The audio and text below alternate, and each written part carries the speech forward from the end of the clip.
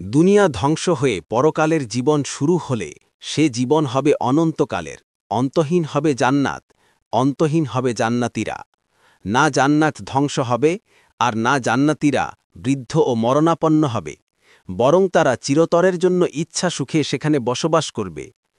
মহান আল্লাহ বলেন, লা ইয়াযুকুনা ফীহাল মাউতা ইল্লাল মাউতাতাল উলা ওয়াবাকাহুম আযাবাল জাহিম। অর্থাৎ ইহকালে প্রথম মৃত্যুর পর তারা সেখানে আর মৃত্যু আস্বাদন করবে না, আর তিনি তাদেরকে জাহান্নামের শাস্তি হতে রক্ষা করবেন। দুখান 56। ইন্নাল্লাযীনা আমানু ওয়া আমিলুস সালিহাতি কানাত লাহুম জান্নাতুল ফিরদাউসি নুজুলা খালিদিনা ফীহা লা ইয়াবগুনা আনহা হিওয়ালা। অর্থাৎ নিশ্চয়ই যারা বিশ্বাস করে ও সৎকর্ম করে তাদের অভ্যর্থনার জন্য আছে ফিরদাউসের উদ্যান, সেথায় তারা স্থায়ী হবে, এর পরিবর্তে তারা অন্য স্থানে স্থানান্তরিত হওয়া কামনা করবে না। কাহাফ 107-108। ইন্না হাযা লারাযকানা মা লাহু মিন নাফাদ। অর্থাৎ নিশ্চয়ই এটি আমার দেওয়া রুজি, যার কোনো শেষ নেই। সাদ 54। মাসালুল জান্নাতিল্লাতী ওয়াইদাল মুত্তাকুনা তাজরি মিন তাহতিহাল আনহার উকুলুহা দাইমু ওয়া যিল্লুহা তিলকা উকবাল্লাযীনা ইত্তাকাউ ওয়া উকবাল কাফিরিনান নার। অর্থাৎ সাবধানীদেরকে যে জান্নাতের প্রতিশ্রুতি দেওয়া হয়েছে তার বিবরণ এইরূপ: ওর পাদদেশে নদী প্রবাহিত, ওর ফলমূলসমূহ ও ছায়া চিরস্থায়ী। যারা সাবধানী এটা তাদের পরিণাম, আর অবিশ্বাসীদের পরিণাম হল জাহান্নাম।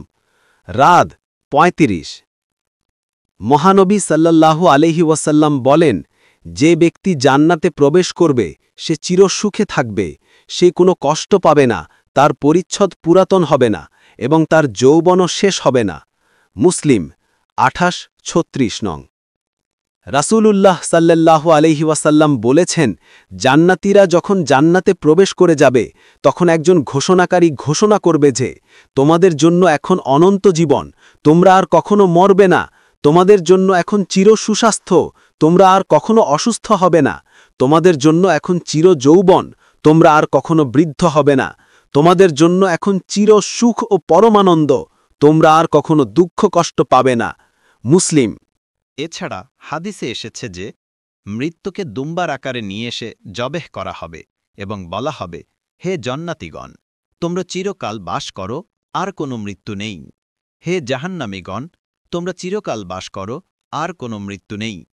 বুখারী মুসলিম। প্রকাশ থাকে যে অতএব যারা দুর্ভাগ্যবান তারা তো হবে দোজখে, তাতে তাদের চিৎকার ও আর্তনাদ হতে থাকবে। তারা অনন্তকাল সেখানে থাকবে, যতকাল আকাশমণ্ডলী ও পৃথিবী বিদ্যমান থাকবে, যদি না তোমার প্রতিপালকের অন্য ইচ্ছা হয়। নিশ্চয় তোমার প্রতিপালক যা ইচ্ছা করেন তা সম্পাদনে সুনিপুণ। পক্ষান্তরে যারা সৌভাগ্যবান তারা থাকবে বেহেশতে, সেখানে তার অনন্তকাল থাকবে, যতকাল আকাশমণ্ডলী ও পৃথিবী বিদ্যমান থাকবে, যদি না তোমার প্রতিপালকের অন্য ইচ্ছা হয়। এ হবে অফুরন্ত অনুদান। হুদ 106-108। এই আয়াতসমূহ দ্বারা কিছু মানুষ এই বিভ্রান্তির শিকার হয়েছে যে জাহান্নামের আযাব কাফেরদের জন্য চিরস্থায়ী নয়, বরং সাময়িক, অর্থাৎ ততদিন থাকবে যতদিন আকাশ ও পৃথিবী থাকবে, তারপর শেষ হয়ে যাবে। কিন্তু এই কথা ঠিক নয়, কারণ এখানে মা দামাতিস সামাওয়াতু ওয়াল আরদু কথাটি আরববাসীদের দৈনন্দিন কথাবার্তা ও পরিভাষা অনুযায়ী অবতীর্ণ হয়েছে।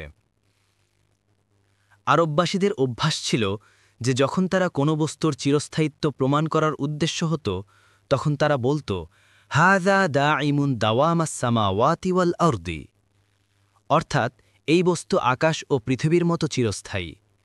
সেই পরিভাষাকে কুরআনে বর্ণনা করা হয়েছে, যার অর্থ কাফের ও মুশরিকরা চিরকালব্যাপী জাহান্নামে থাকবে, যা কুরআন বিভিন্ন স্থানে খালিদিনা ফিহা শব্দ দ্বারা বর্ণনা করেছে। তার দ্বিতীয় এক অর্থ এও করা হয়েছে যে আকাশ ও পৃথিবী থেকে উদ্দেশ্য হল জিন্স, অর্থাৎ ইহলৌকিক আকাশ ও পৃথিবী, যা ধ্বংস হয়ে যাবে। কিন্তু এছাড়া পারলৌকিক আকাশ ও পৃথিবী পৃথক হবে, যেমন কুরআনে তার পরিষ্কার বর্ণনা এসেছে, ইয়াউমা তুবাদ্দানুল আরদু গায়রাল আরদি ওয়াসসামাওয়াতু, অর্থাৎ যেদিন এই পৃথিবী পরিবর্তিত হয়ে অন্য পৃথিবী হবে এবং আকাশমণ্ডলীয়। ইব্রাহিম ৪৮। আর পারলৌকিক উক্ত আকাশ ও পৃথিবী জান্নাত ও জাহান্নামের মতো চিরস্থায়ী হবে। এই আয়াতে সেই পারলৌকিক আকাশ পৃথিবীর কথা বলা হয়েছে, ইহলৌকিক আকাশ পৃথিবীর কথা নয়, যা ধ্বংস হয়ে যাবে। ইবনে কাসির। এই উভয় অর্থের যে কোনো এক অর্থ নেওয়া হলে আয়াতের উদ্দেশ্য পরিস্ফুটিত হয়ে যাবে এবং উপস্থাপিত সমস্যা দূর হয়ে যাবে। ইমাম শাওকানি রহিমাহুল্লার আরও কয়েকটি অর্থ বর্ণনা করেছেন, যা জ্ঞানীরা দেখতে পারেন। ফাথুল কাদির। আয়াতন উল্লেখিত ব্যতিক্রমের কয়েকটি অর্থ বর্ণনা করা হয়েছে। তার মধ্যে সবথেকে সঠিক অর্থ এই যে উক্ত ব্যতিক্রম তাওহীদবাদী মুমিন পাপীদের জন্য। এ অর্থ অনুযায়ী এর পূর্বের আয়াতে শাকিয়ুন শব্দটি ব্যাপক ধরতে হবে, অর্থাৎ কাফের ও পাপী মুমিন উভয়কে বুঝাবে। আর ইল্লা মা শা আরব্বুকা দ্বারা পাপী মুমিনরা ব্যতিক্রম হয়ে যাবে। আর মা শা আতে মা হরফটি মিন এর অর্থে ব্যবহার হয়েছে। দ্বিতীয় ব্যতিক্রমটিও আপী মুমিনদের জন্য, অর্থাৎ অন্য মুমিনদের মতো এই গুনাহাগার মুমিনরা প্রথম থেকে শেষ অবধি জান্নাতে থাকবে না, বরং শুরুতে কিছুদিন তাদেরকে জাহান্নামে থাকতে হবে, পরে আল্লাহর ইচ্ছায় আম্বিয়া ও মুমিনদের সুপারিশে তাদেরকে জাহান্নাম থেকে বের করে জান্নাতে প্রবেশ করানো হবে, যেমন সহি হাদিস দ্বারা একথা প্রমাণিত। গয়রা মাজজুদিন এর অর্থ হল গয়রা মাকতুআইন, অর্থাৎ এমন অফুরন্ত অনুদান যা শেষ হওয়ার নয়। এই বাক্য দ্বারা একথা পরিষ্কার হয়ে যাচ্ছে যে সকল পাপী মুমিনদেরকে জাহান্নাম থেকে বের করে জান্নাতে প্রবেশ করানো হবে তারা ক্ষণস্থায়ী নয়, বরং চিরস্থায়ী হবে, এবং সকল জান্নাতীগণ আল্লাহ প্রদত্ত অনুদান ও তার নিয়ামত দ্বারা উপকৃত হতে থাকবে, তা কোনো কালে কখনও শেষ হবে না। তাফসির আহসানুল বায়ান। বন্ধুগণ, আজকে যারা এই ভিডিওটি দেখলেন তারা দয়া করে এই চ্যানেলটিকে সাবস্ক্রাইব করে আমাদের ফ্যামিলির সদস্য হয়ে যান। আপনি যা জানবেন আপনার কাছের মানুষকে জানাবেন বা সচেতন করবেন। জাযাকাল্লাহু খাইরান।